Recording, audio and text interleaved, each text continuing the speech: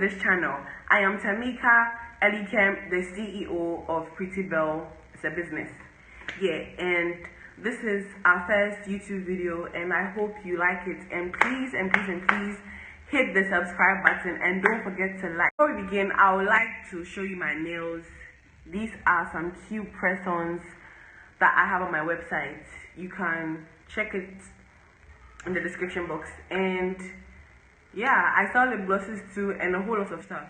You can follow my Instagram page, my business Instagram page at Pretty Belle Co, and my business skincare page at Pretty Belle Naturals. Don't worry, everything will be linked down below so you can follow. And please check out my website, it's down. So another thing is, I am in Ghana. My business is a Ghanaian business. So if you are not in Ghana and watching this, thank you so much for watching. And even though I don't ship to your country yet, you can still check my website out. Very soon I'll be shipping to your country, but for now I ship in Ghana only, but I'll be shipping outside very soon. So yeah, so as you can see by the title, today I'm going to be talking about the do's and don'ts of starting an online business. This is really crucial because everybody wants to succeed and you don't want to be doing something wrong to fail your business, do you? So yeah, I'm going to be talking about a few things. I don't know how many points I'll be giving because I had so many and I had to narrow it down. So after now, I don't know how many points. So after when I'm done, then the video ends. So just keep watching. Yeah, keep watching. So the first thing you do not want to do is to copy. Why would you even copy? So copying is not good. Do not copy, because when you copy, you don't become original anymore. You're not original. And let me give you an example of people who copy. Like for instance, my brand name is Pretty Belle, and if you want to start a hair business and you name the hair business Pretty Belle Hair, that is copying, whether you like it or not. Whether you like it, if it's pretty hair, that is not my brand name. My brand is not Pretty, my brand is Pretty Belle. But if it's Pretty Belle Hair, that is copying and that is not original. Another example of copying is when you steal pictures. For instance, I sell lip glosses on my page, on my website, and I sell other stuff. But if you want to start a business and you want to start selling the same lip glosses I'm selling, and you go and take pictures from my page, you screenshot and then you use it on your page, that is copying.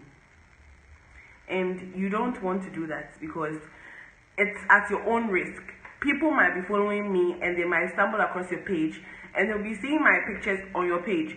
So first of all, they will think you're a scam, because people who are scams don't really have original pictures. They don't take the pictures themselves. They go and steal pictures. Second of all, they'll think that you don't actually have the product that you are posting. You have something else, but you're just posting that picture because I don't know your reason. So it's at your own risk. Customers might think you're a scam. That's the first thing. So yeah, just don't copy. Don't copy. Don't steal pictures. The second thing you would want to do is to have a simple brand name. So human beings like easy stuff. They don't like complicated stuff. So if your brand name is really complex, it might hinder people searching for you, especially on Instagram. If your Instagram name is so complex and somebody has to write it down or somebody has to memorize your name before they can search it, that is not a good thing, because it will hinder people from searching for you, and that's not what we want. Find a simple brand name. Like my brand name is Pretty Belle. Everybody can remember Pretty Belle anytime, anyway. So you just go on Instagram, Pretty Belle. But if your name is probably an acronym for your name, your actual name, so it's probably, I don't know, just something complex. Just don't have a complex business name, because the third thing you do not want to do when you're starting a business is to buy Instagram followers. Instagram, I think they've banned those type of things. I don't know, but even if it's still there, just do not buy followers, because sometimes you visit an Instagram page, they have about 20k followers, 50k, but their likes are 50 likes, 60 likes, 70 likes, and I'm like, the 50,000 followers you have and you just have 100 likes. do not buy followers, because first of all, it's not cool, and second of all, people might think you're a scam again, because why should you have a lot of followers and a little likes? So the fourth thing you want to do is to post consistently on both your Facebook pages and your Instagram pages. Well, for me, I do not have a Facebook page because I don't know how to use Facebook that well, but I have an Instagram page, and you have to post consistently, like every day you must post. Expect, say that, post at least 2 to 3 times a day for a period of time if you want to gain followers fast. But for me, it's a bit stressful because I don't really have much content to post 2 to 3 times a day. So I make sure I post at least every single day. This is because sometimes Instagram decides to favor those who post more than favor those who don't post more, if that makes sense. So the fifth thing you do not want to do is to have poor quality pictures. This is really a turn off for me, because sometimes when I go to some Instagram business pages, I see pictures of their products. The quality is so poor. The background they took their picture in is just messed up, and nothing will even motivate me to buy it. So if that is me, meaning there are other people like that who will not buy it. So make sure the background of your picture is clear, and you should have an aesthetic for your pictures too, so that your page is beautiful. For me, I take my pictures outside. Yes, some of my pictures outside, and make sure it's not always at one particular place, because then you make the pictures boring. So here are a few pictures of my products, which you can see outside in the sun with vegetation. Yeah, and people ask me how I'm able to take pictures like that, but I don't know how to answer them, because I just take the lip gloss, hold it with trees or with grass or whatever in the background, and then take the picture. But I edit my pictures too. So another question I get often is, how do I edit my pictures? Well, I use the iPhone editor. If you have iPhone, you can edit. If you don't have iPhone, you can download editing apps on Google Play. There are so many editing apps. So when you download, then you edit. If you would like me to make a video on how I edit my pictures, please comment edit in the comment section so that I know if you really want it. But if you don't, then cool. So the sixth thing you want to do as a business owner is to have your prices written in the caption, with the exception of when you have a website. So before I had my website, I wrote the description. In the description, I wrote the prices of my items. If it's 5 CDs, I write it there. 10 CDs, I write it there. So that when the people come and they see the post, they know the price before they DM. But when you write DM to purchase, it puts people off. Let me say that, because for me, when I go to a business page and I see posts, if the person doesn't have a website, and I see posts DM to purchase, I will not DM you, because I feel like it's a long process. But if you have a website, you just go to the website, you look at everything there, every price is on the website. So when I had my website, I stopped putting prices in the description box, because people can just go there and check.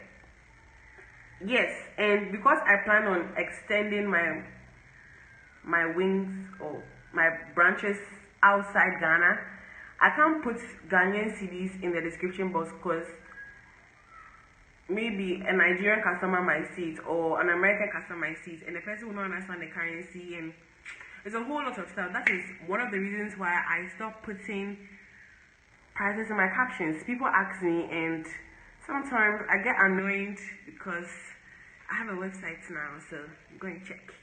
So the seventh thing you do not want to do as a person starting an online business is to have your personal contact as your business contact. Does it make sense? For instance, the number you use personally should not be your business number. And speaking of contacts, every business should have an email, a professional email, of course. if you cannot afford Google Business Email, you can have a normal regular email. So I have two emails.